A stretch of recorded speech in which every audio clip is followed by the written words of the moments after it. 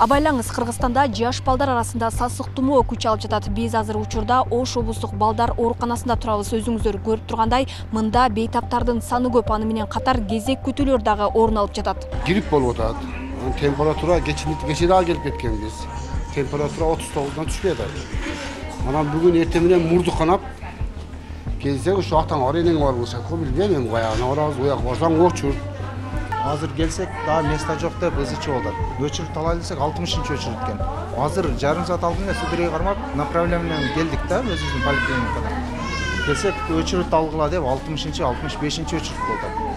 Обследовать ете турган биз поликлиника эмеспиз, карындашым, ошону айтып атам. Жаткызбайт, азыр бала көп дегенде мен консультация алып келсем да болобу деп мен өзүм ушуну сурандым. Негизи эле бардак. Постоянно мен 3 баламды тең алып келем. Атаңа бар, энеңе бар.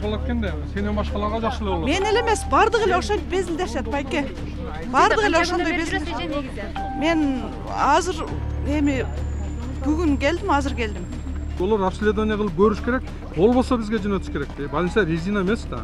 Өзүңөр туура түшүнгүлө. Бейтаптардын узун кезегине айланган Ош облустук балдар ооруканасындагы ак халатчандар күнүнө 200дөн ашуун тумоологон жаш балдарды кабыл алышууда. Ноябрь айынын аягынан тарта жаш балдар арасында курч кармаган вирустук респиратордук инфекциялар кескен көбөйгөн. Мындан улам ооруканага бейтаптар батпай, орундардын жетишсиздиги негизги көйгөй болууда. Башка бөлүмдөрдү бошотуп, бирден палата бошотуп, ошол жака бөлүп жаткырып койгонбуз азыр. Анан түнү аябай көп кайрылып атышат. Мына первичка деп коебуз поликлиникаларга. Эч ким барбай атат. Бардыгы күтүп туруп, караңгы киргенден кийин бизге келип атат. Бизге аябай көп түнү, кечээ күнү, мисалы үчүн, кечээ күндүзү түнү биригип 280 бала кайрылыптыр. Бул 280 баланы карашка мүмкүн эмес. Погода өзгөрүп аткандыгына байланыштуу ойрби көбөйдү. Ойрби көбөйгөндө ата-эне дагы ойлонуш керек, балдарды эшикке көп алып чыкпаш керек. Лечение алдыңызбы? Эмне алдыңыз? Албадык, али анаферон менен ичирдик да. Мына 4 күндөн бери жасаган иши. Мына пневмония кылып көтөрүп келет. Ушундай эле абал Ош шаардык балдар жугуштуу оорулар стационарында да орун алып жатат. Оорукана 180 бейтапка ылайыкташкан болсо, анда бүгүнкү күндө 257 бала дарыланууда. Көпчүлүк учурда бейтаптар үй бүлөлүк дарыгерлер тобуна кайрылбастан төз ооруканага келишет. Мындай жагдай узун кезекте пайда кылууда дешет адистер. Биз бүт гана шаардыктарды жаткырып атабыз азыр. Анан взрослый мына орун жетпегенден азыр оорулар көбөйгөндөн мына взрослый инфекциянын 60 койкасын детствого өткөрүп, азыр перетурбация кылып, взрослыйда азыраак да ооругандар, балдар көп болуп атат.